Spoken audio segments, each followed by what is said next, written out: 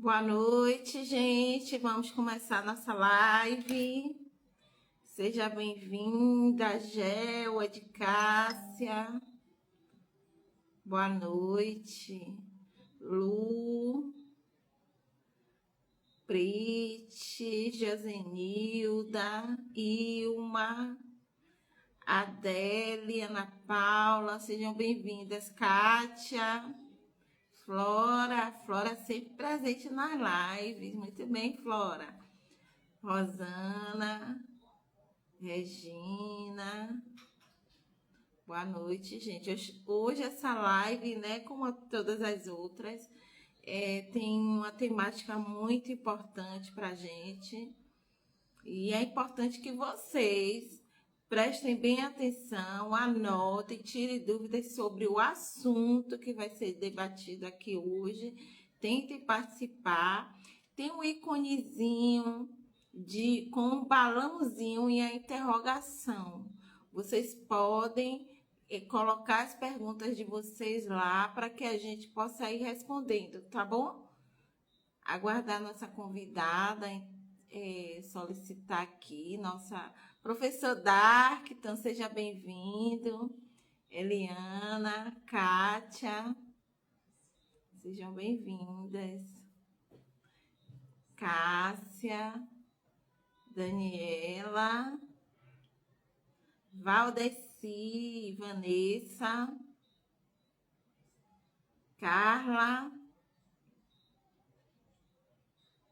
Lene. Já nossa convidada entra. Boa noite, Bárbara. Boa noite, Rosana, Kátia, Moura, Sandra Maria. Boa noite. Cássia, Rosicléia, Fábio Gileno, Vanessa Fernandes, boa noite. Jailma, Núbia, boa noite, Núbia. Vamos chegando aqui, já o povo vai entrando. Cadê o povo da Fibes? Bora, Fibes, chegando aí. Abraço, sempre presente aqui, oeste da Bahia, Barreiras. Um abraço, Norminha, todo mundo aí de Barreiras, um abraço. N, associada, tá aqui N, de Cássia. Isso aí, minha gente, bora chegando. Luiz, associado, muito bem. Pessoal de Sátiro Dias, um abraço. Sátiro Dias já tem associação?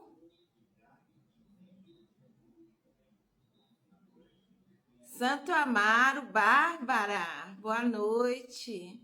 Elisângela, boa noite.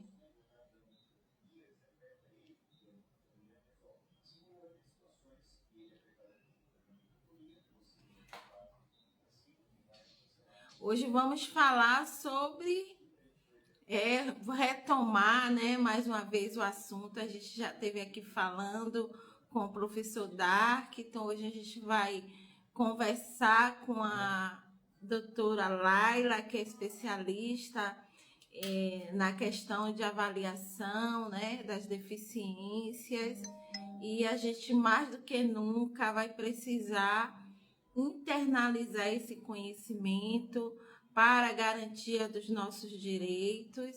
Então, a FIBS vem buscando profissionais para discutir essa temática. A nova lei entra em vigor a partir de janeiro, mas a gente já vem se deparando aí com grandes desafios e, lamentavelmente, já deixo aqui registrado o meu repúdio ao que aconteceu, segundo as companheiras que relataram, a presidente da Fibro, Flávia, e outras companheiras que foram, né, participaram de uma reunião com a Associação dos Peritos do INSS e a coisa foi bastante desrespeitosa, né?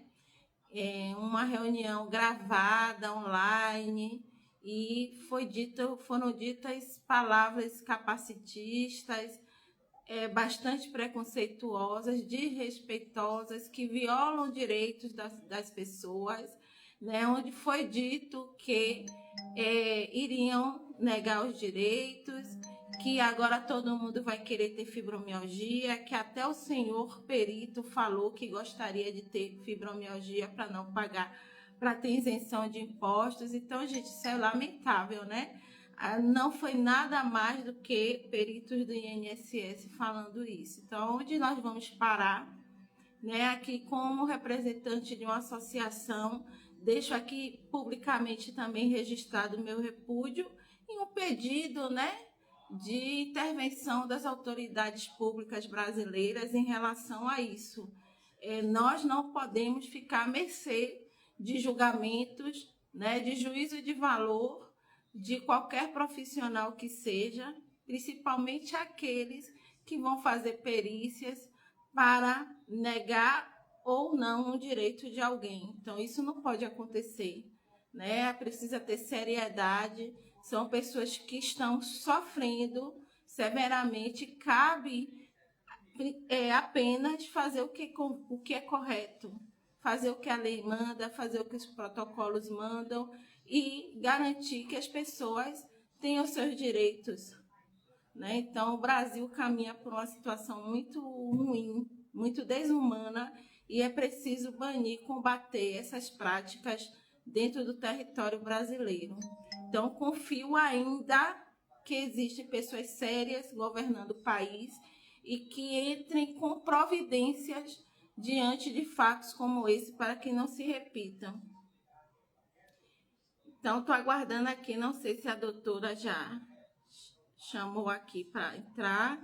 Então, estou aguardando a doutora Laila para a gente começar a nossa live. Então, gente, se munam de conhecimento, né? Conhecimento é poder, conhecimento é aquilo que vai garantir que a gente realmente possa acessar nossos direitos. Então, vamos levar a sério essa questão da informação, né? Então, eu observo também em nossos grupos um aporte de coisas que não têm fundamento sendo divulgadas, sendo disseminadas dentro dos grupos. Isso atrapalha o entendimento das pessoas, coisas que não eram para estar em nosso grupo, sendo repassadas como informação e não é desinformação. Então, vamos ter cuidado. Quando a gente chama a atenção do que é postado nos grupos, é sobre isso. É para que a gente tenha clareza e tenha acesso a informações seguras, né? Porque depois não adianta só se lamentar. A gente também é responsável por aquilo que a gente produz, né? Porque é a gente que, de alguma forma, vai colher tudo isso que a gente também está disseminando, que a gente está plantando. Então, vamos ter cuidado, vamos ter atenção àquilo que a gente começa a compartilhar em nossos grupos. Estou vendo aqui vários relatos. É triste, né? Lamentável. Mas eu creio que a gente vai vencer. Eu tenho sempre fé que a gente vai vencer. Infelizmente, as pessoas que fazem isso, elas esquecem que elas são humanas também e que poderão passar pelo mesmo processo que a gente está passando. A gente não nasceu assim, né?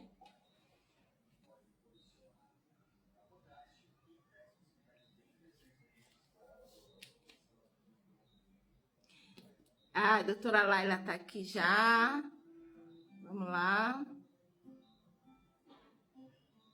Vou aceitar. Estou aqui te aceitando. Já dei aceite aqui.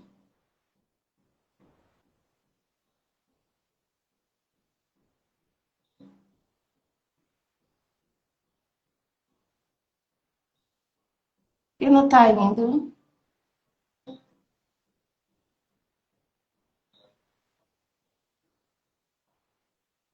A senhora pode cancelar esse pedido e fazer de novo? Que eu já dei aceite aqui várias vezes.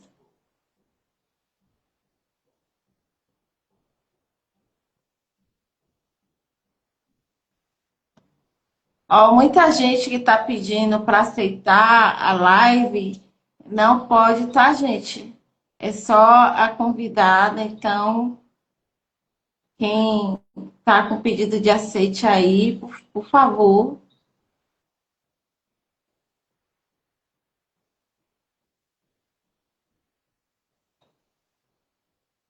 Ah, gente. Oi, oi, agora deu, né? Seja bem-vinda, muito obrigada por estar aqui conosco. Eu que agradeço o convite para estar aqui com vocês, falar de um tema tão importante, né? Eu estava vendo as discussões aí daquela coisa bizarra, né? Que infelizmente foi um colega de profissão que fez, e eu me envergonho dessas coisas. Muito triste, mas a gente tem que brigar mesmo para mudar esse negócio, né? Uma pena que muitas vidas, né, acabam sendo seriamente prejudicadas. Mas, enfim, a gente está aqui hoje com a senhora, graças a Deus, que eu tenho certeza, eu venho acompanhando suas postagens e a gente percebe também, né, a seriedade daquilo que a senhora traz como informação. E é isso que a gente quer se apegar, que a gente quer seguir. Então, muitíssimo obrigada por aceitar nosso convite. E para quem ainda não conhece a doutora Laila, vou apresentar aqui rapidamente, que ela tem um currículo bem grande. Então, a doutora Laila ela é médica formada pela Universidade Federal de Minas Gerais. Ela tem residência em medicina preventiva e social, com concentração em saúde e trabalho, é mestre em saúde coletiva, auditora fiscal do trabalho e conselheira técnica do Instituto Diferente. Ela participa ativamente desde 2007 no desenvolvimento do instrumento de avaliação das deficiências. Então, a gente está aqui com uma pessoa altamente qualificada para discutir esse assunto. Então, o que mais se fala hoje no Brasil é em relação a essa lei que traz o reconhecimento da fibromialgia como deficiência, que a partir de janeiro, né, já entra em vigor, janeiro do ano que vem. E mais assim, a partir da lei, a gente já percebe os desafios, né, que a gente vai enfrentar e para isso, a gente precisa estar preparado, né? Preparado com informações sérias, informações seguras. E esse é o objetivo dessa live, é a gente trazer esse contexto da fibromialgia, seus direitos, mais à luz do que diz o Estatuto da Pessoa com Deficiência. E ao que eu percebo em nossos diálogos, né? Entre associados, entre as pessoas com fibromialgia, que ainda há um desconhecimento, doutora, do conceito real do que é deficiência. Então, muitas pessoas confundem deficiência com incapacidade. Ah, agora eu posso me aposentar. Então, as perguntas vêm muito nesse contexto da relação deficiência com incapacidade. A gente tenta explicar que nem toda deficiência é incapacidade, né? As pessoas com deficiências, elas não são necessariamente pessoas incapazes, mas há uma dificuldade desse entendimento. Então, por isso, a gente percebeu na senhora, né, uma pessoa que tem essa expertise em relação à temática, e eu quero te deixar à vontade aqui para poder nos ajudar nesse caminho. Ah, que bom, Silvia. Obrigadinha. Eu vi que o pessoal tá dando as boas-vindas aí. Obrigada, gente. Ó, eu acho que é interessante a gente resgatar um pouquinho até do histórico da compreensão da deficiência. Porque se a gente for uns séculos atrás, a gente ainda tinha umas explicações da deficiência muito místicas, né? De que a deficiência era um castigo, uma punição porque você cometeu algum pecado, né? Então a gente estava lá atrás ainda nessa lógica. Depois de um tempo que as ciências começaram a atuar mais, estudar mais a deficiência, o que que a gente teve? um entendimento de que a deficiência é algo que está no corpo da pessoa. Então, é um corpo com alterações, né, e que muitas vezes foi chamado de tem problema, né, tem um defeito, eram esses os termos usados. E aí, essa ideia de que a deficiência estava só no corpo da pessoa é um conceito também que já ficou ultrapassado. Por que isso? Apesar da gente ainda ter, né, o decreto 3298, que tinha uma série de condições corporais que eram consideradas deficiência, né? Depois veio essas leis também, fez a lei de visão monocular, da perda auditiva, fez a lei também de fibromialgia agora, né? Mas o que que acontece? Essas leis todas, elas estão fazendo referência à avaliação biopsicossocial. E por que isso? É porque, mundialmente, esse conceito da deficiência começou a mudar. Em que sentido? Mais ou menos lá na década de 1970, as ciências sociais começaram a estudar o fenômeno da deficiência. Entenderam, opa, espera, não é porque a pessoa tem uma condição no corpo dela que ela não vai realizar as coisas. Ela não realiza as coisas porque a sociedade não é preparada para todas as pessoas. É a sociedade que exclui as pessoas de todas as atividades. Então, esse entendimento de que a deficiência é uma experiência mais de opressão social do que qualquer coisa, fez a gente trabalhar com o conceito que tem que entender mais elementos.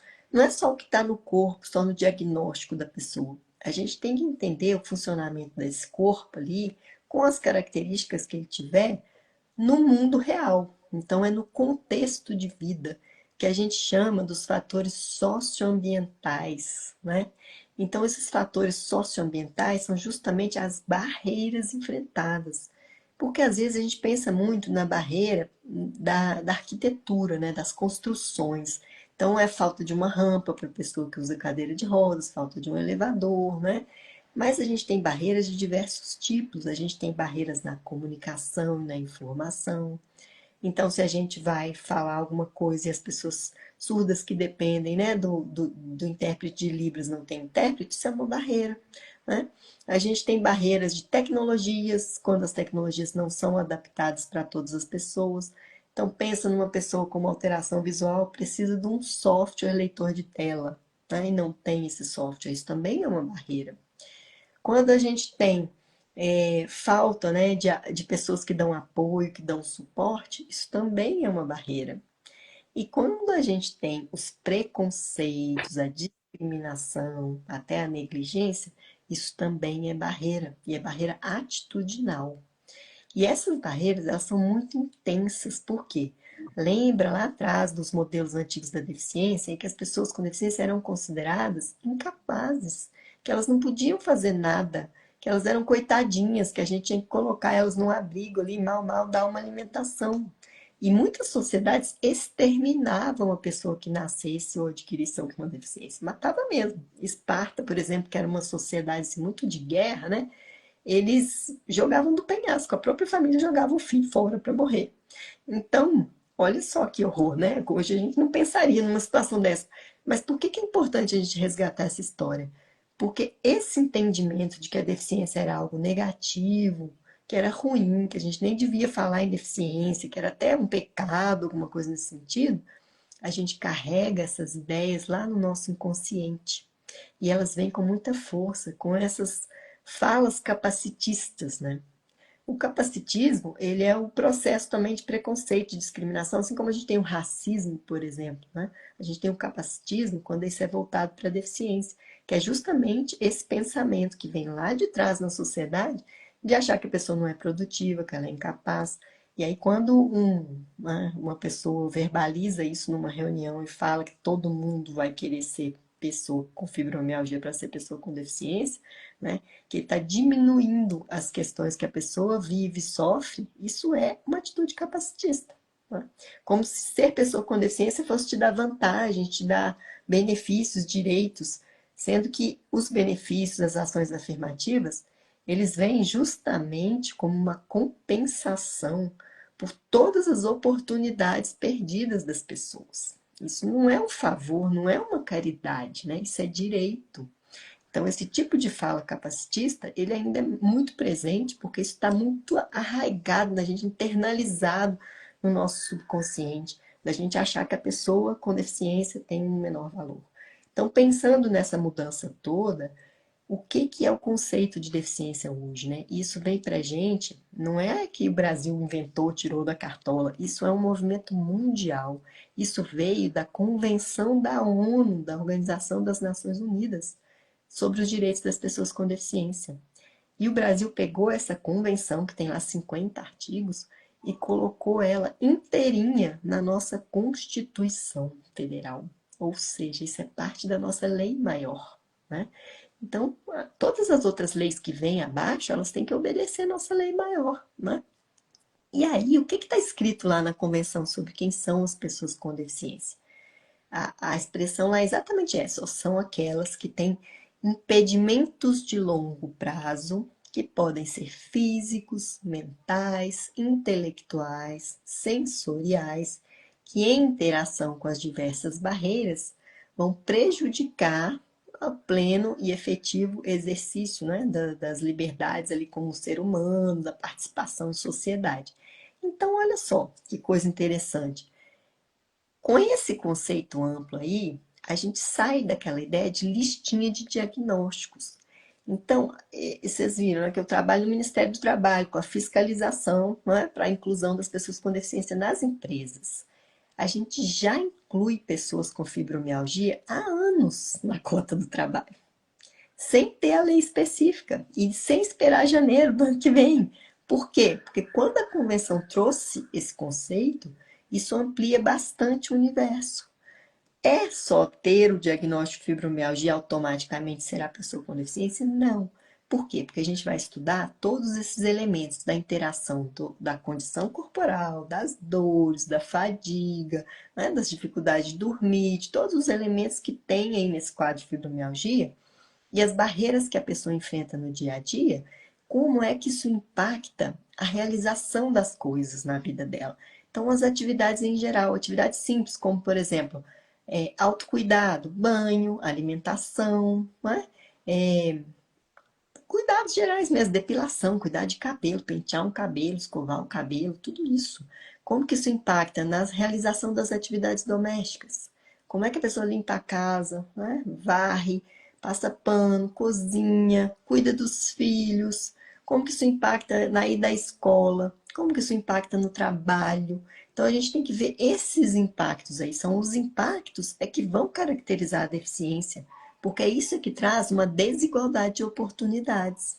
Não é o diagnóstico sozinho. O diagnóstico é o início da história, né? Porque ele é que vai fazer com que a pessoa enfrente tantas barreiras e tenha tantas limitações no dia a dia. E aí essas limitações vão poder configurar a deficiência. E a gente já fazia isso para a cota no trabalho há muito tempo, desde a convenção. Só que a lei ela veio, então ela trouxe uma importância maior. Por quê? Porque isso vai facilitar talvez acesso a outros tipos de benefícios, né? Então, e aí a lei exigiu essa tal avaliação biopsicossocial, que tá um bicho-papão, né? O que é isso? Não é coisa tão complexa, gente. A avaliação biopsicossocial ela está prevista na Lei Brasileira de Inclusão, nosso Estatuto da Pessoa com Deficiência, que é a Lei 13146, lá de 2015. O artigo 2º dela fala como é que deve ser feita a avaliação, que ela tem que ser biopsicossocial, porque ela vai computar todos esses elementos, as questões do corpo, mas também as barreiras, os fatores psicológicos, pessoais, impacto nas atividades, restrição de participação, né? Então não poder fazer as coisas do trabalho, do lazer. É essa que é a avaliação biopsicossocial e ela deve ser também multiprofissional, porque pessoas com formações diferentes vão ter percepções diferentes do dia a dia da pessoa, né? E vão poder ajudar a entender melhor como é esse dia a dia para caracterizar a deficiência. O que que acontece? O fator dificultador que a gente tem hoje é que a gente não tem um formato de avaliação biopsicossocial unificado, regulamentado ainda, né? Esse artigo, ele entrou em vigência em janeiro de 2018, mas ele tinha um parágrafo que dizia que o Poder Executivo ia criar instrumentos para essa avaliação.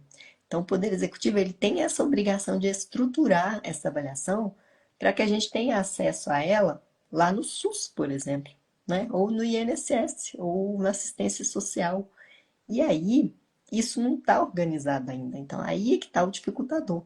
Mas outros profissionais podem fazer essa avaliação, considerando todos esses 4 elementos que a gente falou, sim, podem e devem, eles têm obrigação legal de fazer isso. E aí vem um outro elemento dificultador, é que muito profissional não sabe fazer isso direito, né? Então a gente precisa ter mais gente sabendo fazer isso. Eu já tenho há muito tempo, né, antes mesmo de sair essa legislação, uma capacitação para isso, porque a gente precisa muito que todos os profissionais de saúde virem essa chavinha para entender a pessoa como um todo, na realidade dela, né? Não ficar presa ali no diagnóstico, se acredita ou não acredita no diagnóstico, né? Que eu vi pessoas falando aqui que até a família duvida às vezes. A dor, gente, ela é um elemento muito difícil. Os profissionais de saúde têm muita dificuldade com ela, sabe por quê? Eles não estão no controle, eles não têm um exame para avaliar se essa dor é muita, se é pouca. E os profissionais, muitas vezes, eles estão acostumados a duvidar da pessoa e não acreditar nela.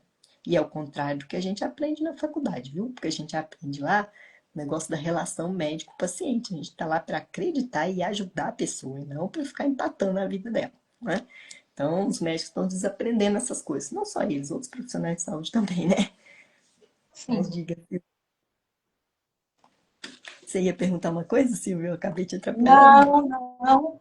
É, eu estava aqui acompanhando alguns comentários e tem um dos comentários aqui que me chamou a atenção, é de uma profissional da educação que ela está se queixando que perdeu uma gratificação de educação especial. Justamente, eu acho que faltou isso, a avaliação, né, da situação dela, onde definiram já que ela não tinha mais possibilidades e deram uma readaptação definitiva, sem aguardar um tempo dela melhorar ou não, e ela acabou perdendo um direito que ela tinha. Ou seja, já nesse caso foram porque ela tinha um direito, né, ao que eu entendi, a uma gratificação especial, já a consideraram inapta para tudo, ó, não tem mais possibilidade e não deu mais oportunidade para ela continuar exercendo a função que ela tinha. Então, não é esse o sentido do reconhecer alguém como deficiência, torná-la, né, alguém incapaz para realizar qualquer função que seja. Hum, Isso aí também é muito importante, porque está naquela esfera do capacitismo que a gente falou, né? De achar, caracterizei a pessoa aqui como pessoa com deficiência, e agora ela está incapaz. E muitas vezes o serviço público tem forçado a barra para aposentar as pessoas por invalidez, né? Que é a incapacidade permanente, o termo adequado hoje. Mas essa aposentadoria por incapacidade permanente, ela é ruim, porque ela geralmente baixa a renda da pessoa, né? E isso está errado porque, gente, se a pessoa é uma pessoa com deficiência, ela tem direito a todas as adaptações necessárias no seu ambiente de trabalho para que ela continue trabalhando com saúde, com segurança, né, com um bom desempenho. Mas antes de qualquer pensamento de inaptidão, de incapacidade, a gente tem que ter feito todos os ajustes no ambiente de trabalho. Isso está escrito na lei, isso também não é favor. A LBI fala isso muito claramente, que todos os locais têm que ser acessíveis. E ser acessível significa remover todo tipo de barreira. E ainda mais, ela tem lá no seu artigo 4º a definição do que é discriminação. Esse artigo é um muito importante que a gente quer que todo mundo conheça. Por quê? O artigo 4º fala que a pessoa com deficiência, ela não pode sofrer nenhuma espécie de discriminação. E aí ela vem explicar para a gente o que é a discriminação. E ela fala que é qualquer coisa que se faça, né? Qualquer atitude, qualquer forma de exclusão que tire os direitos das pessoas, que impeça ela de acessar o que ela precisa, né? E isso pode acontecer por ação ou omissão. Então, se eu falar, eu não quero uma pessoa com deficiência aqui no meu ambiente, porque eu não gosto. Muito explícita essa discriminação, né? Mas a gente tem a discriminação mais velada, que é a omissão. Então, quando eu não coloco lá uma rampa para uma pessoa com cadeira de rodas, eu estou me omitindo em garantir a acessibilidade, isso também é discriminação. Se eu estou no meu ambiente de trabalho, eu não faço as adaptações da atividade, eu não dou o mobiliário adequado, eu não altero as metas, eu não mudo a jornada de trabalho, eu não reduzo o tempo de trabalho, eu estou me omitindo, eu estou discriminando. Então, inclusive, esse artigo ele fala que isso pode acontecer com ou sem intenção, não é? Então, ela pode ter o propósito, ou seja, quando tem a intenção de excluir, que é muito explícito, mas ela pode ter o efeito de excluir e vai ser discriminação do mesmo jeito. Então, gente que às vezes até vem com aqueles discursos, né? Ah, não, mas que eu tô protegendo a pessoa, que esse ambiente não tá bom para ela, que ela vai prejudicar a saúde, blá, blá, blá. Isso é conversa fiada. Porque eu tenho que proteger ela, sim, mas como? Adaptando o ambiente para ela, né? Se não, eu estou excluindo, eu estou discriminando. E esse artigo fala também que a recusa de fornecer adaptação razoável e tecnologia assistiva também é discriminação. E discriminação no Brasil, gente, é crime. É crime da reclusão e da multa.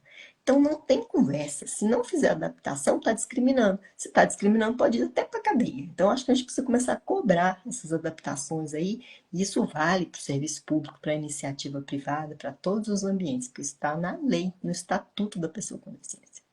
Então esse é um artigo que é bom a gente conhecer.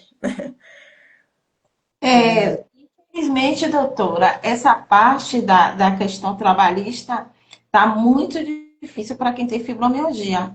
Hoje, a maioria das empresas não querem mais contratar quem tem fibromialgia. Então, já é uma sentença. Ter diagnóstico de fibromialgia já está na sentença hoje de uma vulnerabilidade social. Não vou mais trabalhar. E muitas empresas que têm pessoas com esse diagnóstico estão demitindo. É, A gente vai realmente se sustentar como seres humanos diante de uma situação dessa, né, que está acontecendo aqui no Brasil. Então, o que acontece com quem tem fibromialgia? A gente já vem de uma história longa, de um percurso até chegar ao diagnóstico. Que o diagnóstico hoje é cerca de quase 3 anos, né, em média, para ter um diagnóstico de fibromialgia. Então, uma pessoa que já vem um histórico de dor crônica, percorre um longo caminho para ter um diagnóstico. Ora, consequentemente, já está com a qualidade de vida totalmente comprometida.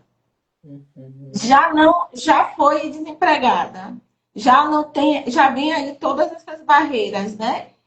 E já perde a funcionalidade. É uma das coisas que acontece muito com a fibromialgia é a gente ter realmente, devido às dores, o enrijecimento, né, do corpo diante de tanta dor, não ter acesso ao cuidado, não ter acesso a uma fisioterapia, a situação tende sempre a piorar para quem tem fibromialgia, por todo o contexto de discriminação. Ah, é preguiçosa. Ah, não estou vendo nada aí para viver em cima de uma cama. Então, já não tem a rede da familiar como apoio.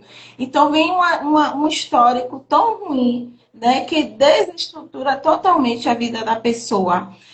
Principalmente porque não teve acesso ao diagnóstico e ao cuidado. Já está desempregada. E aí piorou a situação da pessoa. Então, se a gente olhar em um contexto talvez amplo, negar uma avaliação biopsicossocial séria a alguém que tem fibromialgia é um ato muito, acho que até criminoso, né? Porque, veja bem, a gente está falando de um contingente de pessoas, em sua maioria mulheres, já numa faixa etária de 40, 50 anos, que contribuiu com o INSS, né? Eu gosto muito de dizer que eu não sou, eu não levanto bandeira para aposentar por incapacidade, até porque eu sei os danos e as perdas de uma aposentadoria por incapacidade. A gente tem que buscar sempre o acesso ao mercado de trabalho, a dignidade e, porventura, que venha uma aposentadoria, sim, por deficiência, mas não por incapacidade. Né? A incapacidade são os casos, meu Deus, que não tem mais jeito. Mas é a maioria que tem hoje com fibromialgia. Aí vai no INSS, tem seus benefícios negados. Né? Então, assim, a gente fala de quem tem fibromialgia, para quem não sabe, talvez os peritos ou saibam e não querem acreditar, e a gente está falando de pessoas altamente comprometidas, né? Suas funções severamente comprometidas. O cognitivo já não funciona bem, já não tem mobilidade suficiente, né? A maioria hoje anda com suporte de muleta, de bengala. Então, assim, a gente não está aqui para falar como se fôssemos pessoas coitadas, né? Mas como pessoas que realmente têm um histórico de descaso, Uhum. né? Um descaso do poder público, um descaso social em relação à oferta do diagnóstico e do cuidado, que ainda é um problema sério, e a gente se vê diante de uma negação de uma adaptação no mercado de trabalho, de uma garantia de um trabalho. Ou seja, o que resta então para uma pessoa que tem fibromialgia? Ah, ela não vai poder trabalhar porque os empregadores não querem uma pessoa doente, né? No seu estabelecimento, não quer ter trabalho. Eu não tenho cuidado, eu não tenho uma perícia, né, que realmente olha as minhas condições como deveria olhar, que me nega meu benefício. O que resta então para mim? Eu acho que é essa coisa. A gente tem que começar a brigar pelas coisas mesmo, porque elas estão postas na lei, né? Tá faltando colocar isso em prática. É o que você falou, descaso não ter a avaliação no SUS, por exemplo. A gente tinha que ter, né? Tá faltando isso e eu acho que a gente precisa brigar para que isso seja efetivado, né? Tá lento, tá muito lento. A gente tinha que ter isso lá em janeiro de 2018, gente. Já são 7 anos de atraso em relação ao período de regulamentação desse artigo, né? Muito tempo. Mas é o tipo da coisa. Foi rejeitado no trabalho, não quiseram fazer adaptações, a gente tem que começar a reclamar dessas coisas. Fala na ouvidoria, se for no órgão público, né? Tem que reclamar, até chamar a polícia, gente, porque discriminação é crime. Então, situações que você está sendo excluído sem adaptação alguma, a gente tem que começar a reclamar dessas coisas. Porque, em geral, eu sei que é sofrido, é difícil fazer isso, já tem tanto sofrimento na vida, ainda vai caçar briga, né? Fazer barraco, essas coisas. Mas às vezes precisa, porque as pessoas que estão excluindo, elas estão na zona de conforto delas, porque ninguém reclama, né? Então elas ficam ali na casinha, na zona de conforto, continuam falando as coisas que não devem, continuam fazendo as coisas que não devem, tem preconceito, chama de preguiçoso, não quer fazer adaptação nenhuma, né? Então isso é um problema muito sério, a gente tem que reclamar. Nos períodos agudos de adoecimento e tudo, ok, tem que ter o afastamento para melhorar a saúde, retornar. Mas a hora que retorna, tem que ser acolhido pela empresa e tem que fazer as adaptações necessárias, né? E aí, a gente tem até uma coisa que eu vi que uma pessoa comentou ali, ah, mas a empresa não me quer, falou que não tem nenhum posto para mim, mas o INSS também já me deu alta. O que que acontece nesses casos? Se a empresa diz que não tem posto de trabalho e tal, tal, o médico do trabalho vai ter que fazer esse relato, vai ter que pedir uma reabilitação para o INSS. Porque enquanto a pessoa está no processo de reabilitação, ela não pode nem ser cortada do benefício, né? Então a gente tem que tentar esses caminhos aí. Eu sei que na prática é complicado, porque muitas vezes o que está na lei não é cumprido, né? Mas a gente precisa começar a reclamar, porque senão não vai continuar assim, sem ser cumprido. E já passou da hora, né? A gente está com muito atraso nisso aí.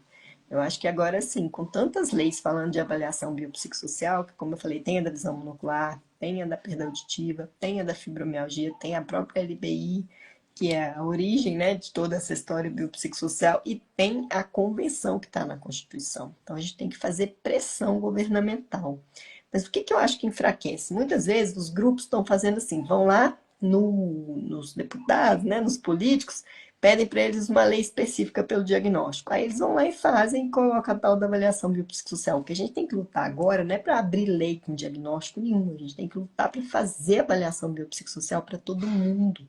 Porque dentro desse conceito da Convenção da ONU, qualquer impedimento de longo prazo, né, que são as alterações corporais de longo prazo, pode ser avaliado de modo biopsicossocial para caracterizar a deficiência. Então a gente tem que brigar por isso, né? Não ficar mais pipocando lei de várias condições, porque as condições já estão todas contempladas na Constituição, que a gente precisa ter uma boa avaliação, então a gente tem que brigar por isso, né? Aqui tem uma pessoa falando que ela trabalha na universidade, na faculdade, e foi orientada a pedir demissão, né? Pedir demissão. Imagina uma coisa dessa. Não peça de jeito nenhum, né? Não peça, porque eles têm que fazer os ajustes para você, que você pode demandar, pede para os seus profissionais, né, que te cuidam, médico e tal, fazer um relatório pedindo as adaptações do seu trabalho, pede isso administrativamente, se não der, pede judicialmente, não deixa eles ficarem fazendo esse tipo de pressão para você sair, não. Não sai, finca o pé lá e não sai, porque eles é que estão errados nessa história, né? E eles ficam tentando É, vencer.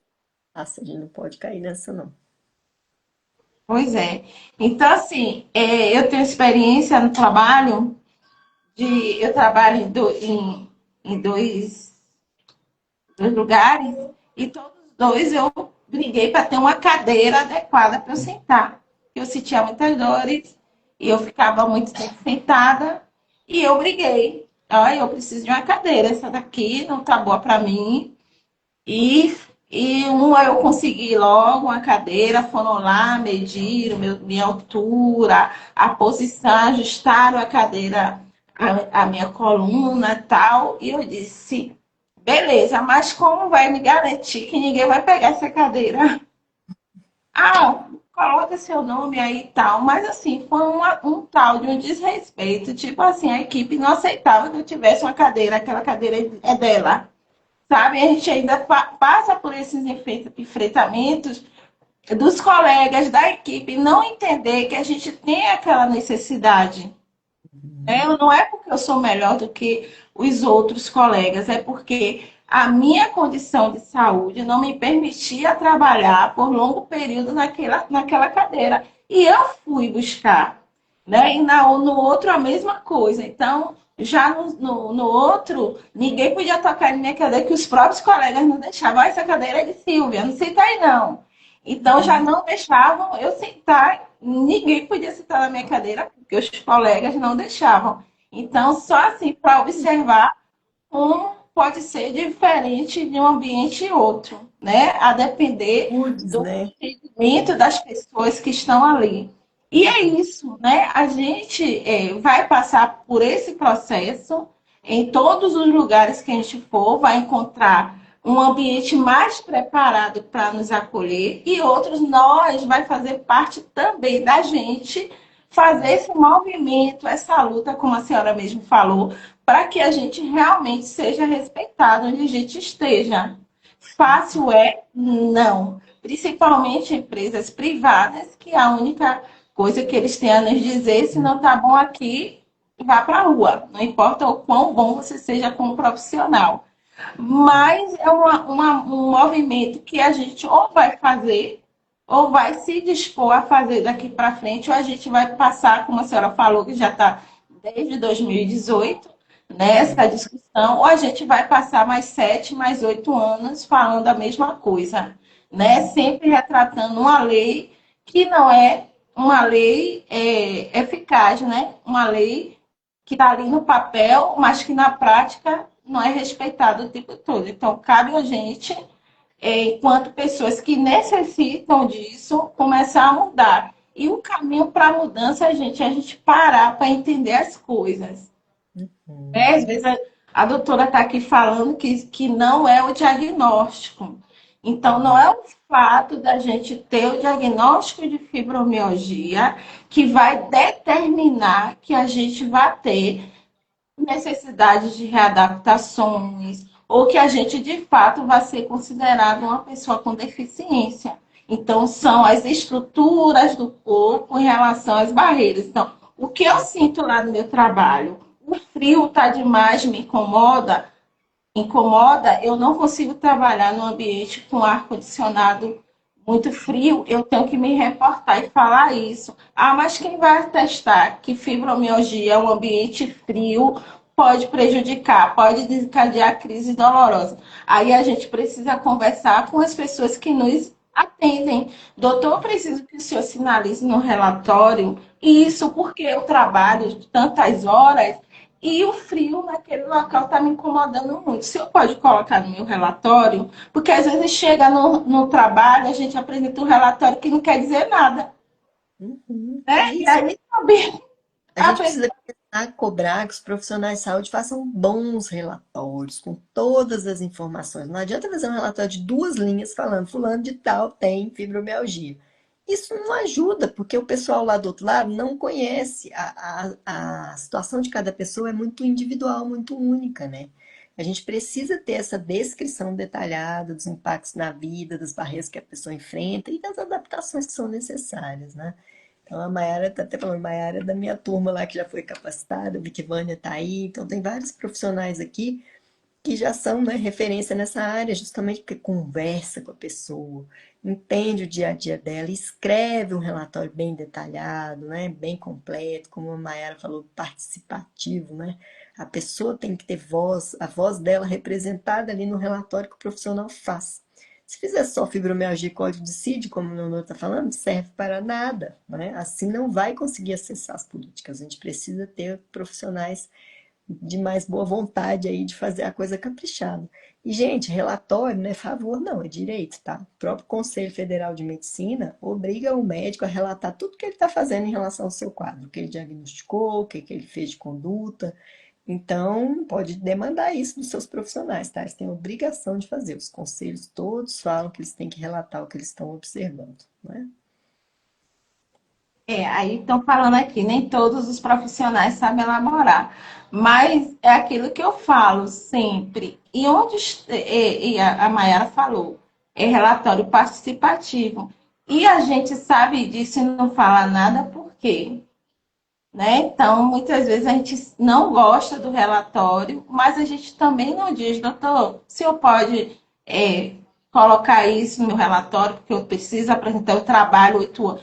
Fala de você, fala como o trabalho impacta na sua situação de saúde. Muitas vezes a gente não fala, né? Muitas vezes a gente sai, não achou legal o relatório, vai, entrega aquele relatório, mesmo a gente sabendo que não diz muita coisa sobre nós, e a gente vai, entrega, e aquilo não vai ajudar em nada, né? E eu tenho o próprio perito, eu vi de um perito isso, né? Por incrível que pareça, eu apresentei 2 relatórios para ele. E ele disse para mim: olha a diferença de um relatório para outro. Esse relatório aqui, esse que não dizia nada, ele disse aqui: eu não posso fazer nada por você. Eles estão querendo que eu decida algo que ela não está me dizendo nada, não está me indicando, não vou poder fazer nada por você. Se você não traz esse aqui, eu ia negar seu benefício. Mas por conta deste aqui, que está me dizendo o porquê que ela está pedindo licença, por que esse tempo, o que você faz, que remédio você toma, quanto tempo você está na. Então, ele foi descrevendo. Isso aqui é um relatório que não deixa a mim, Legal. somente a mim, o poder de decidir sobre sua vida. Então, olha os relatórios que você recebe. Então, isso abriu a mente para mim.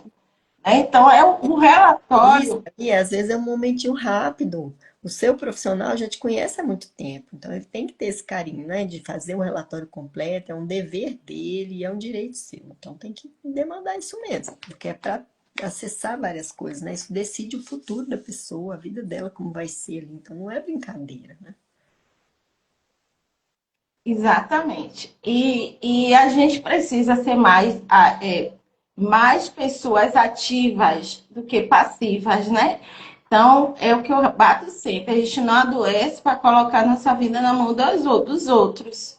Então, não é porque eu adoeci, não é porque eu estou em uma condição que agora os outros que vão decidir tudo por mim, não. Né? Então, a gente precisa estar ali, ser agentes ativos do cuidado. Né? Eu sou a primeira pessoa responsável pela minha vida, pelo meu cuidado, e eu tenho que participar disso. Então, se eu trabalho ou se eu estou desempregada porque a condição de saúde não me permitiu continuar naquele emprego, naquela função, quando eu me reportar ao médico, estou que dizer, doutor, por favor, esclareça, porque eu quero melhorar. Ou a gente não quer melhorar, né? Eu Exatamente. quero estar no mercado de trabalho, mas nessa função eu não consigo mais. Uhum. Aí o É médico fazer pode sugerir readaptação, reabilitação, né? Até para levar para o perito do INSS, porque aí o INSS tem essa responsabilidade legal. Se a pessoa chega e não está mesmo dando conta de exercer a atividade antiga, o INSS tem que procurar uma nova atividade, fazer capacitação com a pessoa, treinar para outra área, né? Então, por exemplo, se você trabalha com uma coisa mais de esforço físico que não dá, o INSS pode promover um curso para você que você vai trabalhar numa coisa mais administrativa. Então, tem tudo isso aí que tem que ser feito, né? E isso está também definido na legislação. Mas se o médico ou o profissional que te cuida não pedir essas coisas, fica difícil acessar, né? Então, é isso mesmo, ser protagonista da sua vida. Vai ver o que que você está precisando, vai correr atrás, vai demandar e pode exigir, gente. A gente não pode ficar tão submisso assim nessas coisas, não, porque o profissional está ali prestando um serviço para a gente, não é fazendo um favor, né? Ele está sendo remunerado por aquilo, ainda que você não pague particular, se ele é um médico do SUS, por exemplo, ele recebe um salário para estar ali, ele está sendo remunerado, ele não está ali fazendo favorzinho para ninguém, não. Tem que fazer as coisas direito, né? Ainda mais se É, ele tiver pagando particular, que é caro. Aí mais ainda que você tem que exigir bastante, né? exato. Virgínia aqui está falando, no serviço público não existe avaliação biopsicossocial. Então, é assim mesmo? Mais ou menos, assim, alguns serviços públicos já têm. Hoje mesmo, antes de entrar aqui, eu estava fazendo capacitação do Tribunal de Justiça da Bahia.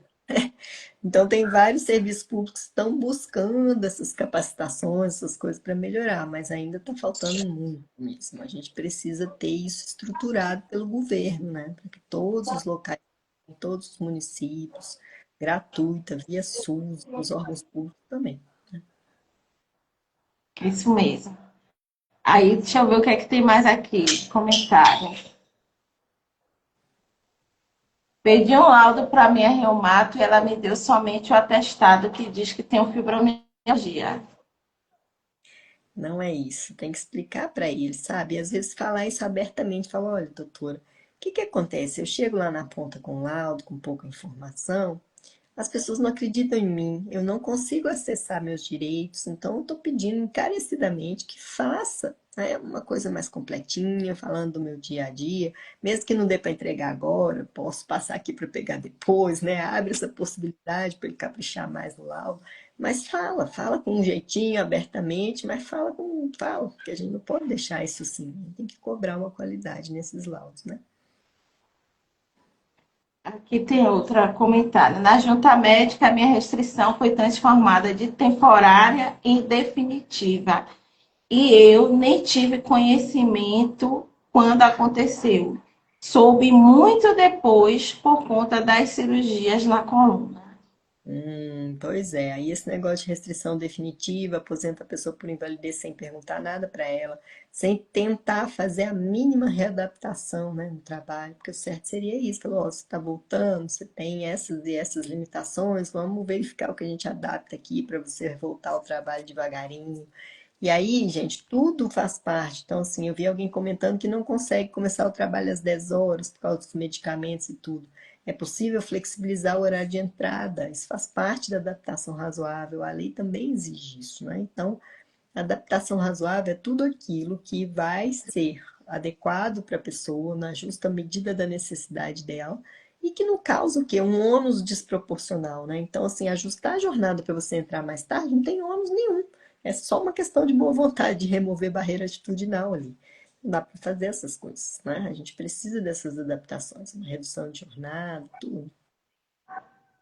Esse negócio de dar sono não reparador, né?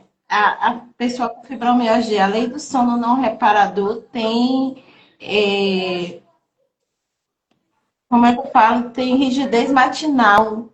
Uhum. Então, o turno da manhã é sempre mais complicado realmente para quem tem fibromialgia. Eu Isso. passei por isso muito tempo em relação ao meu horário de chegar no trabalho, né? Às vezes a gente não dorme à noite, não dorme, ou quando dorme, dorme drogado e para acordar também é complicado. Então, é uma, é uma dificuldade realmente.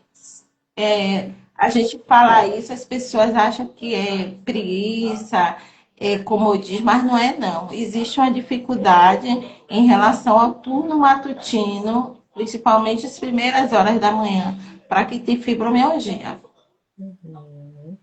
É isso aí. Então, a adaptação do horário de entrada é viável, faz parte da adaptação razoável, redução de jornada, redução de meta, né? Tudo isso é adaptação razoável, do jeito que a pessoa necessitar.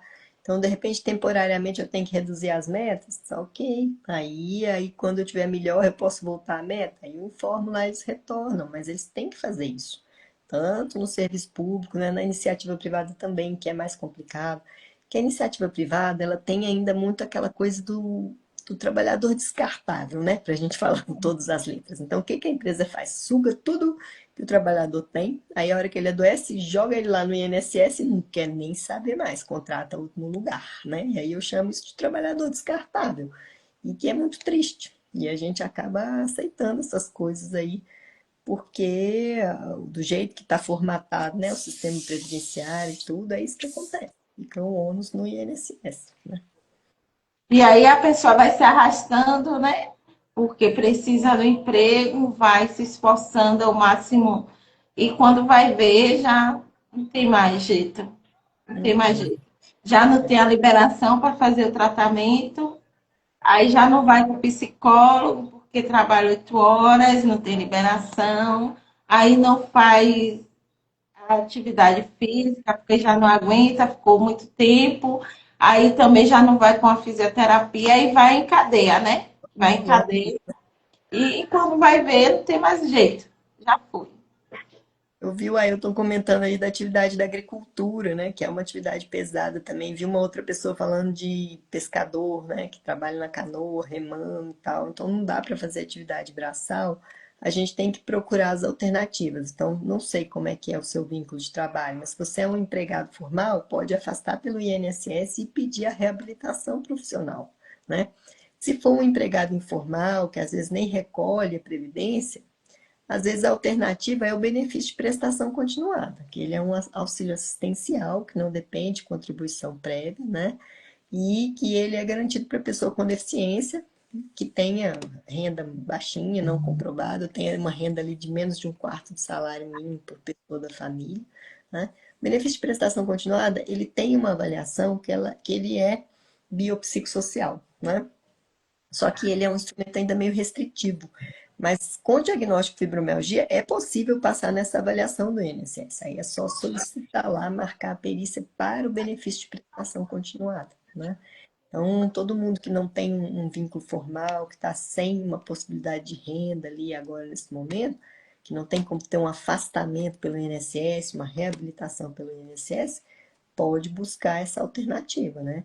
Ele é passível de revisão, não é um benefício permanente, tudo, mas ele ajuda bastante nesses momentos mais críticos que a pessoa não está conseguindo trabalhar para ela ter uma subsistência ali, né? É um salário mínimo, certo?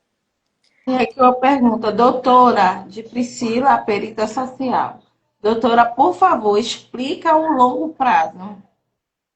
Ah, o impedimento de longo prazo, né? Isso é um termo que ainda está em discussão no Brasil, a gente não regulamentou isso totalmente. O INSS é o único órgão que trouxe para a gente uma referência sobre isso. O longo prazo são 2 anos, 2 anos de uma condição ali, né, contínua, assim. Pode ser que tenha ciclos de crise, vai e vem, mas é um tempo prolongado aí de pelo menos 2 anos. Aqui, Vânia fala, a data do início dos sintomas tem que ter no relatório médico.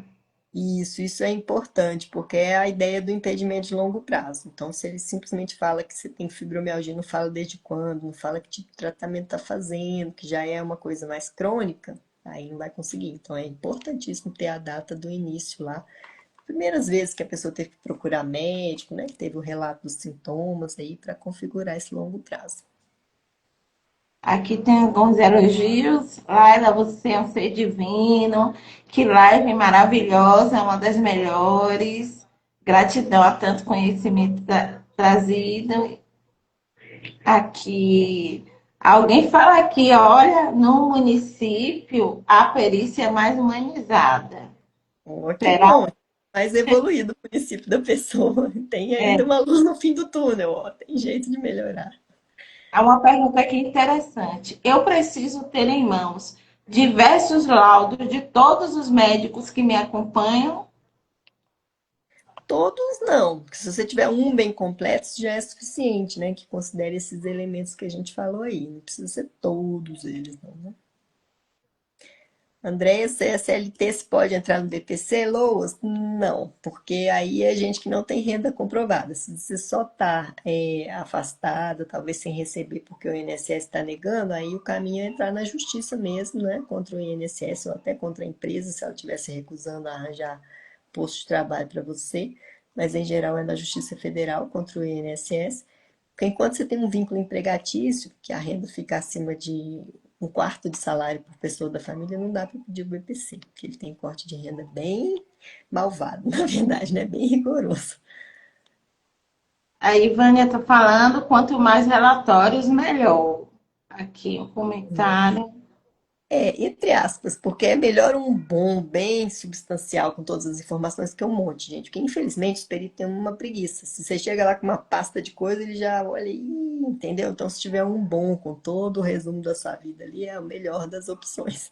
A gente até faz muito isso quando a gente faz avaliação biopsicossocial, que é fazer todo um histórico clínico e depois as informações da avaliação, para a gente ter isso bem caprichado num lugar só, para não dar preguiça nos peritos, né?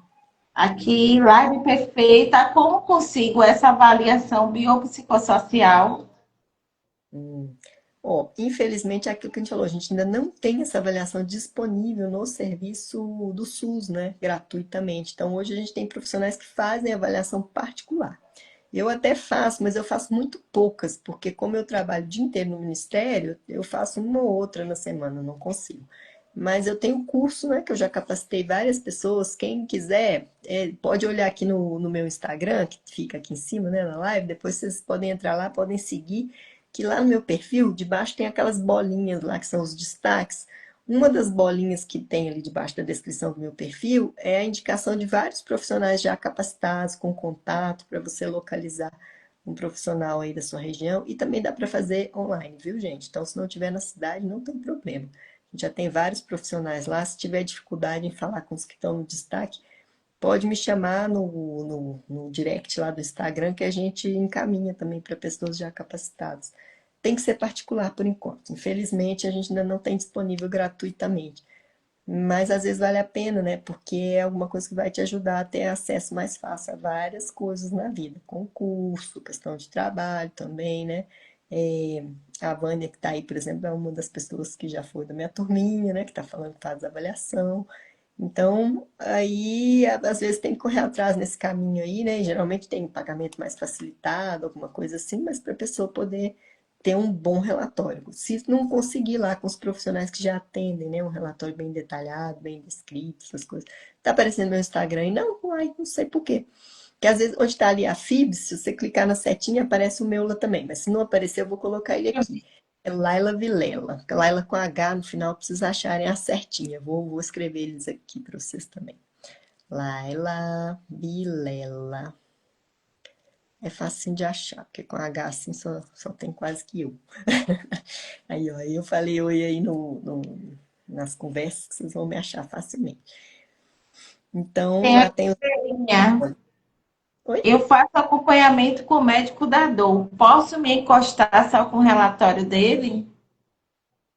Pode fazer o afastamento, né? Assim, mas é isso que a gente falou, o relatório tem que ser bem caprichado, porque não tem um especialista fulano, ciclano específico para fazer essas avaliações, não. Tem que ser alguém que saiba fazer e que consiga descrever bem seu histórico ali. E para afastamento, gente, aí também é uma coisa, o afastamento do trabalho, ele não requer uma avaliação biopsicossocial. Sabe por quê? Porque lá o perito vai olhar incapacidade para o seu trabalho, que é outro assunto. Ele não vai caracterizar uma deficiência para você.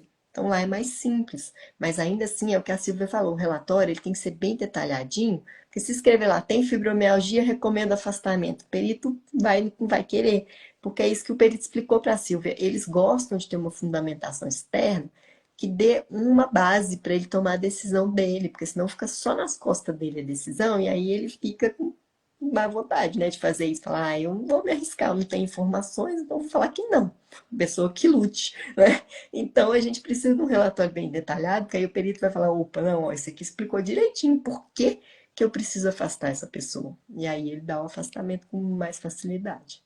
Né? Então, para incapacidade, não precisa dessa coisa muito complexa da biopsicossocial, não. Pode ser só o detalhamento das dificuldades ali da vida. Tem outra aqui, um comentário interessante também. Tanto meu reumatologista como a médica laboral já enviaram solicitações para eu trabalhar em restrição, mas a chefia não acatou e disse que se eu quisesse era para ir para o INSS. O que fazer? Ó, isso aí é discriminatório, né? Então vocês podem questionar e falar, ó, eu tenho direito a esses ajustes. Ainda que nem tenha deficiência caracterizada, a gente tem a norma regulamentadora número 17 que as empresas têm que cumprir, elas têm que cumprir um monte de normas regulamentadoras, né? Que explicam como cuidar da saúde e segurança das pessoas. Mas a 17, especialmente, ela que trata da ergonomia. E lá ela fala muito claramente que a empresa ela tem que adaptar as condições de trabalho às características psicofisiológicas do trabalhador, de modo a garantir conforto, saúde, segurança e desempenho eficiente.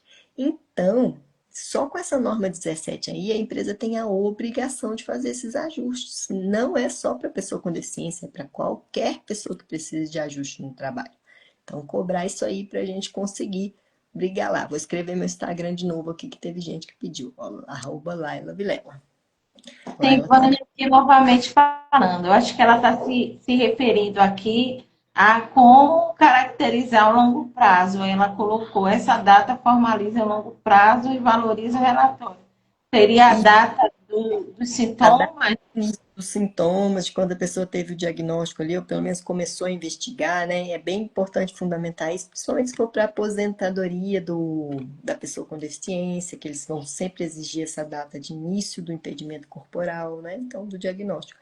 Isso é importante mesmo nesse sentido, de caracterizar mais de 2 anos para o longo prazo, também para lá na frente, quando for aposentadoria, por tempo de contribuição por idade, já ter o início, porque tem umas regrinhas lá para essa coisa do início da deficiência, né? Do impedimento corporal. Tem mais um aqui de Denise, que ela colocou. Boa noite. Na avaliação biopsicossocial, é importante relatar o que é feito com relação à atividade física e se isso tem alguma resposta. É, assim, tudo que é feito de tratamento, se está funcionando ou não, é importante colocar, porque aí o perito vai ver, né, que você está buscando melhorar e tudo, mas que ainda não chegou nessa condição de melhora suficiente para trabalhar. Então, é importante que o médico diga tudo que ele está fazendo, se está funcionando, se não está, se está tendo dificuldade de encontrar um medicamento adequado, tudo isso, né? É, aqui fala sobre ser trabalhador rural, mesmo sendo trabalhador, fiz minha perícia judicial. Mesmo assim, fui negada e cada dia que passa, meu caso está sendo agravado. Medicação de alto custo, difícil, pois com tanta dor. Até no judicial, que dureza, hein? Porque lá é que é o caminho, né? Que a gente geralmente consegue as coisas que são negadas administrativamente. Mas é difícil. Oh, né? Imagine ser trabalhador rural, né? Com fibromialgia. Expliquei para ele aí que pode buscar, né? Nas opções do BPC. A Rosana está perguntando aí também, ó, foi diagnosticada há 15 anos, que em janeiro de 26 vai estar com 55 anos e 24 anos de contribuição no INSS. Se enquadra para solicitar? Enquadra. No momento, assim, o tempo, por tempo de contribuição vai depender do grau que vai dar lá no IFBRA, que é um instrumento usado para isso no INSS. Mas você pode pedir, eles vão fazer a avaliação pelo IFBRA. Se der por tempo de contribuição, ela é melhor do que a de idade. Porque por idade, com 55 já dá com qualquer grau de deficiência. Mas por idade, ela vai começar ali em 70% e ir aumentando 2%, eu acho, a cada ano, até chegar no máximo em 100% do salário de contribuição. Então, é sempre melhor por tempo de contribuição do que por idade. Mas você pode pedir avaliação pelo IFBRA e ver se vai dar, né, uma remuneração interessante aí pela idade. Dependendo do grau, 24 já é suficiente. Ó, deixa eu calcular aqui, porque se for grau leve, são 2 anos, então mulher seria 28. Se for grau moderado, né? É uma redução de 6 anos, então para a mulher daria 24, né? Então, se a sua enquadrar no grau moderado, já daria. E com grave, né? Se a pontuação lá no instrumento der grave, aí é uma redução de 10 anos. Então é possível. E tem que ter no mínimo 15 anos de contribuição, e você já tem muito tempo, né, da condição aí, que por idade também tem que ter no mínimo 15 anos com a condição para poder aposentar por idade. Por tempo de contribuição não precisa ter os 15 anos com a condição, mas tem que ter também os anos de contribuição necessários lá, né, e a comprovação do grau pelo instrumento do IFBR. Ok? Mas pode pedir, já dá tempo. Em janeiro você já pode fazer a solicitação e, dependendo da avaliação lá, concluir qual que é a melhor opção para você, né? Interessante. Importante essa. Muita gente aqui, Silvia, lê meu comentário, gente. Eu não Uhum. consigo ler todos porque vai subindo, são muitas pessoas. É E como aí, fosse às um vezes eu dou pouquinho. uma paradinha e consigo ler, mas não consigo ler todos. Alguém perguntou aqui o que é fibra Uhum. É o IFBRA, esse instrumento que eu estou falando. e Ele é o FPR. Pronto. Índice de Funcionalidade Brasileiro, mas ele ganhou a letrinha A porque ele é da aposentadoria lá, ele é adaptado para aposentadoria. É um instrumento que a gente construiu para fazer essa avaliação biopsicossocial e que no futuro um irmãozinho dele, que é o IFBRM, é que deverá ser o instrumento oficial para essas avaliações que a gente vai ter no serviço público, no SUS, em todo lugar. Mas por enquanto a gente já tem essa versão que é o A e ele é aplicado lá dentro do INSS sempre por um médico perito e um assistente social capacitados para esta avaliação biopsicossocial, pelo menos em teoria, né? Tem que ser capacitado, que isso é muito importante. E aí eles vão fazer essa aplicação do instrumento para ver uma pontuação que vai dizer se a deficiência é leve, moderada ou grave, né? Então isso é importante para definir ali com quantos anos que já dá para você aposentar, sendo uma pessoa com deficiência, né? E as pessoas com fibromialgia, com impedimento de longo prazo, também podem pedir essa avaliação lá, se já tiver com bastante tempo de contribuição aí ou chegando perto da idade, né? No setor público, como faz isso? O setor Da mesma público forma? são os serviços próprios do local. Então, por exemplo, o meu, né, que é federal, tem o CIAS, que é o lugar que fazem as perícias e tudo. Aí lá é que eles têm que ser capacitados para usar o IFBRA, que eles vão aplicar lá dentro. É o mesmo instrumento, mas tem que ser pelos peritos, né, pelos profissionais de saúde internos lá do seu órgão. E muita gente não sabe fazer, gente. Esse é um gargalo ainda, né, que está precisando de capacitação para aprender. Toda semana alguém me pede capacitação para isso. Os órgãos públicos estão correndo atrás, mas não são todos ainda. E como então se dá as aposentadorias por deficiência? No Não serviço público, apenas em relação à fibromialgia. Como as pessoas com deficiência se aposentam? se for do regime geral, lá no INSS faz a avaliação. Se for do serviço público, tem que solicitar no serviço e eles vão ter que se virar para arrumar essa avaliação. Só que eu sei que às vezes eles não têm, e aí se a pessoa já leva uma avaliação completa, multiprofissional, com o uso do instrumento, isso aí já dá uma base para eles decidirem lá. Mas às vezes demora conseguir, às vezes tem que judicializar, porque eles não estão preparados ainda para fazer essa avaliação. Então, aceita uma avaliação privada, no caso, Aceita entre feita. aspas, os órgãos aceitam como base, né? Para eles poderem iniciar lá o processo e buscar alguém que faça lá por eles. Mas não é automático, não. Eles vão decidir se eles querem aceitar essa avaliação, se eles vão fazer com o serviço próprio deles, como é que eles vão se virar para dar um jeito nisso, né? Porque eles têm que dar um jeito. Hum, entendi. Então, nada é tão simples assim, né? Como deveria ser conforme a lei. Então, Ainda, não é infelizmente. porque está lá na lei que vai ser assim, né? Então, gente, há muita ansiedade das pessoas, principalmente quando fala de aposentadoria, e não é bem assim, né? Então, Uhum. vocês estão ouvindo, né, gente? Então, tem aqui Maria de Fátima. Se já estiver aposentado, o portador de fibromialgia terá direito a tratamento pelo SUS? E quais os tratamentos terá direito e se tem faixa de salário para ter acompanhamento? E não, gente, o SUS é universal, ele é para todas as pessoas, independentemente da renda, né, ou de qualquer laudo, não precisa de nada disso. Para o tratamento, você só precisa chegar lá e dizer que precisa desse tratamento, né? Pode ser que demore e tudo, mas ele é de portas abertas, que isso, aliás, é uma coisa que a gente tem que elogiar muito no nosso país, né? Porque em qualquer lugar do mundo você vai lá, você paga uma fortuna até para injeção um pé.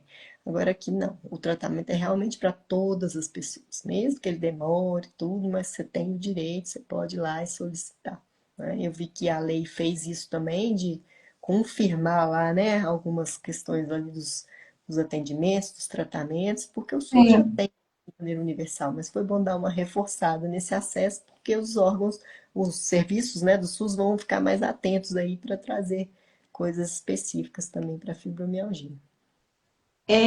Ana Paula Santos, ela pergunta, no meu caso, que tenho hérnia de disco na lombar e na cervical, bursite nos dois braços e fibromialgia, se ela consegue se aposentar.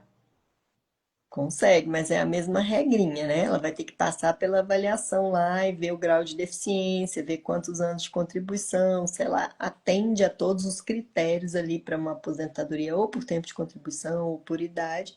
E se de tudo não tiver contribuição, aí o caminho não é a aposentadoria, o caminho é o BPC, né? Se a pessoa não tiver uma contribuição formal, não trabalhar formalmente, não contribuir, é o BPC que é o caminho. E se ela contribui, está afastada e tal, tal, e acha que não vai mesmo dar conta de voltar a trabalhar nunca, aí é o caminho da aposentadoria por invalidez, que não é o melhor dos mundos, mas que às vezes é alternativa, como a Silvia falou, para aquelas condições que estão muito severas, né? Aposentadoria por invalidez, que hoje chama incapacidade permanente, ela não é definitiva, ela é passível de revisão, em tese a cada 2 anos, a gente sabe que às vezes demora bem mais, né? Mas teoricamente era para ser a cada 2 anos. Então sempre tem aquela tensão ali, né? Vou ter que passar na perícia de novo? Será que vou continuar aposentado? Não vou? E tem outra coisa, não pode trabalhar mais. Aposentadoria Sim. por tempo de não idade, pode trabalhar depois se você estiver bem, recuperou, posso querer trabalhar de novo, ok. Mas a de invalidez não, se você trabalhar, você perde ela, né? Então não é a melhor opção, mas às vezes é o que sobra, né, de alternativa.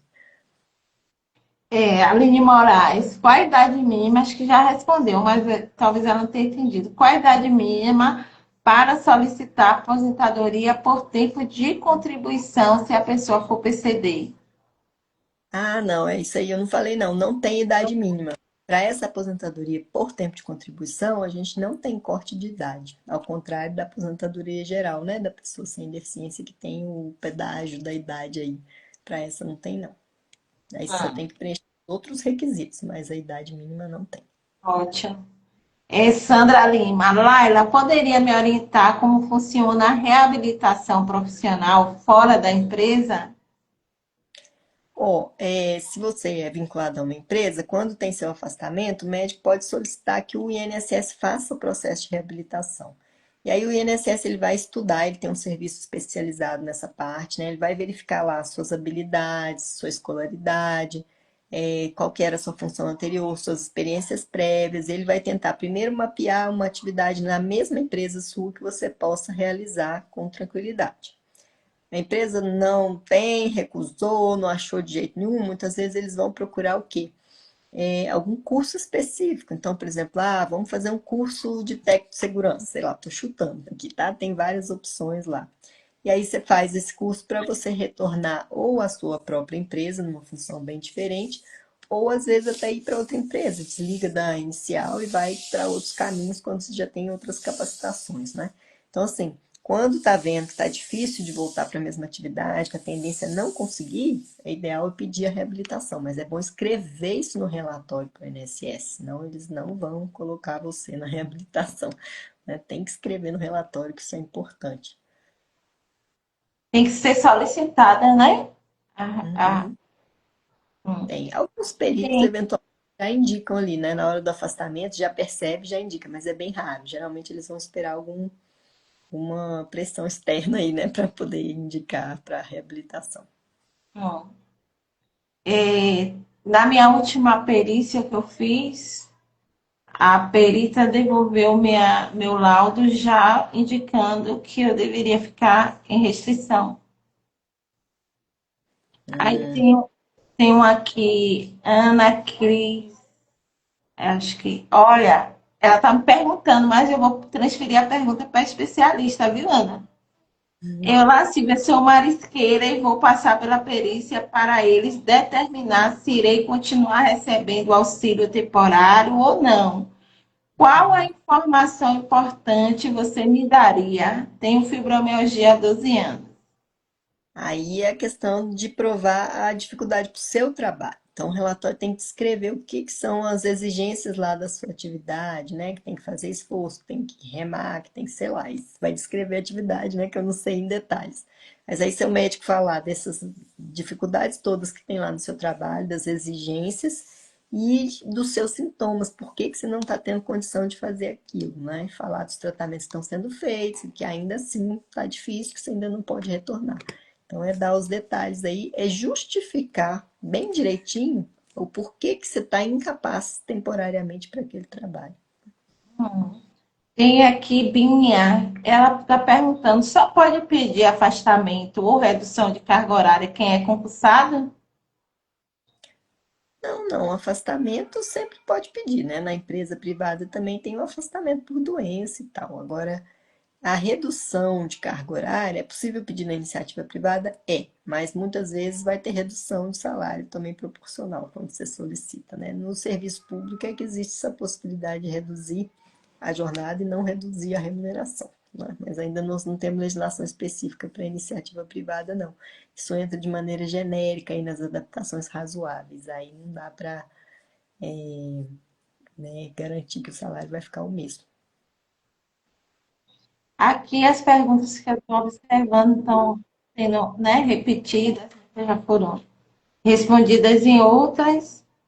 Deixa eu ver aqui. Se a senhora quiser falar também, viu? Responder alguma específica. Tá, o Acácio perguntou se a NR17 se aplica ao serviço público, assim, automaticamente não. Só se o serviço público colocar nos seus estatutos lá que ele vai obedecer às NRs. Então, no serviço público a gente está mais desprotegido aí nessa parte de saúde e segurança. Aqui, acho que ela está querendo tirar a dúvida, Maiana. Não tem idade mínima para se aposentar por conta da fibromialgia? Acho que por conta da resposta anterior.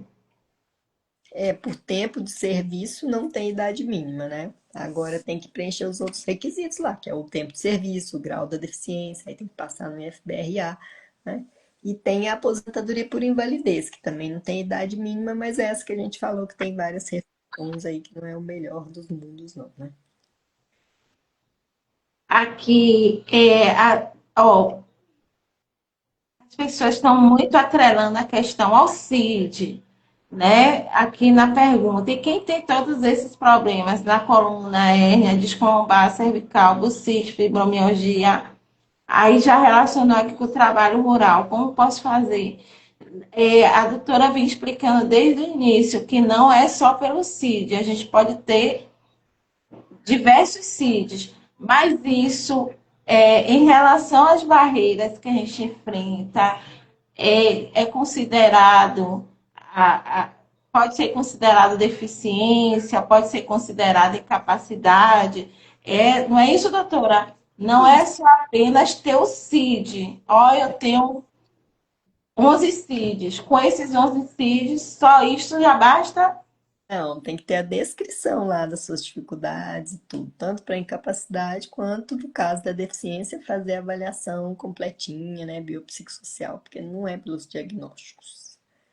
Então, os diagnósticos vão ter com certeza várias consequências, né, ali para sua vida, e essas que a gente tem que ter descritas lá no relatório.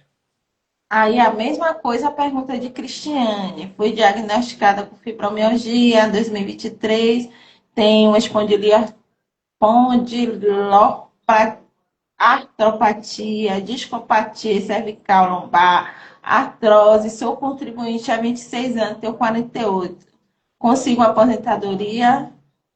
Vai ter que passar na avaliação pelo instrumento do IFBRA para ver o grau e todos os requisitos lá de tempo de contribuição, grau da deficiência, eles vão ter que cruzar essas informações para concluir. Então não tem jeito da gente falar assim de maneira abstrata, né? Teria que ter avaliação diretamente do seu quadro para a gente saber certinho. Mas pode pedir e aí o INSS vai fazer essa avaliação se você já preenche os requisitos, né? Aqui, quem tem poucos anos de contribuição pode se aposentar? Então, o mínimo de contribuição necessária por idade e por tempo de contribuição são 15 anos, né? Então, 15 anos para a idade, e aí tem que ser os 15 anos com o impedimento corporal, com a alteração, né? Fibromialgia, no caso de vocês que estão falando. Mas, e aí, pelo tempo de contribuição, vai depender do grau, mas o mínimo que vai ter ali é 20 anos, né? Para homem, que é o negócio. Ah, eu já perdi a referência, mas 10 anos a menos que 35, vai ser 25 para homem e 20 para mulher, né? É o mínimo necessário por contribuição. E por idade, o mínimo são 15 anos, mas aí são 15 anos com a condição. Menos do que isso não tem jeito, aí só na invalidez mesmo, ou pelo caminho do BPC, que não depende de contribuição nenhuma, né? Aqui tem mais uma pergunta: como fazer para passar por uma avaliação com a senhora, com a doutora Laila? Comigo, comigo pode chamar lá no direct do meu Instagram, né? Mas assim, a agenda, gente, é aquilo que eu falei, eu avalio muito poucas pessoas porque eu não tenho tempo. Então é uma, duas por semana só, né? Aí a agenda já tá lá, mas no fim do ano, mas e aí se tiver urgência a gente encaminha para as pessoas que já estão capacitadas ali para fazer. Então, bora aumentar a equipe, né? Isso aí. Porque vai ter muita procura, creio eu.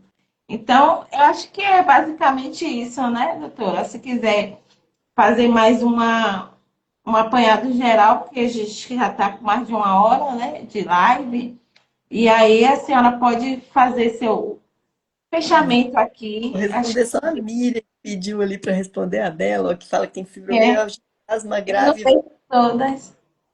tem 43 anos e 15 anos de contribuição. Já pode pedir? Não vai dar, porque com 15 anos só teria que ser por idade.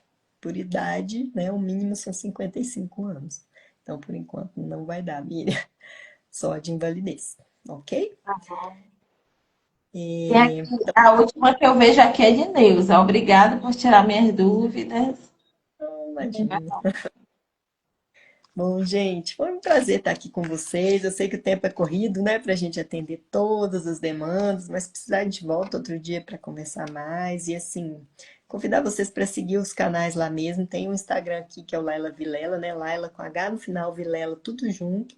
E também o canal do YouTube, que a gente sempre faz muitas lives lá. Em geral, na terça-feira eu tenho live lá. Hoje eu vim para cá, né, para atender o convite da Silvia, que já agradeço no ultimão. Mas aí, quando vocês quiserem acompanhar tudo que vem de novidade da avaliação biopsicossocial, eu faço live lá no canal, de diversos assuntos também, tá bom? Então, sejam muito bem-vindos à comunidade aí, tanto aqui no Instagram quanto lá no YouTube. O YouTube é Laila Vilela também, é só procurar lá, lembrando do H, para dar certinho, que aí a gente encontra por lá e eu trago sempre notícias. Tem muitos vídeos já salvos lá que explicam os instrumentos de avaliação, IFBRA, e etc. Então, se vocês quiserem conhecer mais, lá também tem. Tá joia? Então, obrigada, doutora, pela sua generosidade, né? Doar seu tempo aqui. Foi muito esclarecedora. Eu acho que a gente ainda precisa falar mais e mais, né, sobre esse assunto. E gostaríamos de poder, em outra oportunidade, ter a senhora aqui de novo conosco. Eu acho que até janeiro a gente precisa consolidar muito esse entendimento, né? Porque, como eu sempre falo, existe muitas informações boas, mas existe muita desinformação. Então, eu já aqui indico a vocês, né, seguirem o canal da doutora Laila, o Instagram, se vocês querem realmente entender sobre esse processo de avaliação biopsicossocial, o que é deficiência, estão aqui diante de uma pessoa, né, no Brasil que é realmente capacitada para isso. Então, obrigada, doutora. E vamos seguindo, né? Vamos seguindo aí juntas para que a gente possa fortalecer nossa luta e reforçar sua fala, que a gente agora precisa realmente parar para ver o que é que realmente é necessário, que a gente precisa na nossa luta, para não estar rodando em círculo, né, sem sair do lugar, e a gente realmente ver que agora é hora de a gente parar, pensar e focar nessa necessidade que é a avaliação biopsicossocial. Então Isso é aí. isso. Boa noite, gente. Boa noite, Até a tchau. próxima live, viu? Vai ser uma advogada que vai falar sobre essas questões, né, que tantos de vocês perguntam sobre aposentadoria, e a gente vai trazer a fala de uma advogada também, tá bom? Um abraço. Boa noite, doutora. Muitíssimo obrigada. A live fica salva, aí eu marco a senhora como colaboradora, tá bom? Joia. Vou colocar no meu canal também. Obrigadinho. Até Tá, mais. tchau. Tchau.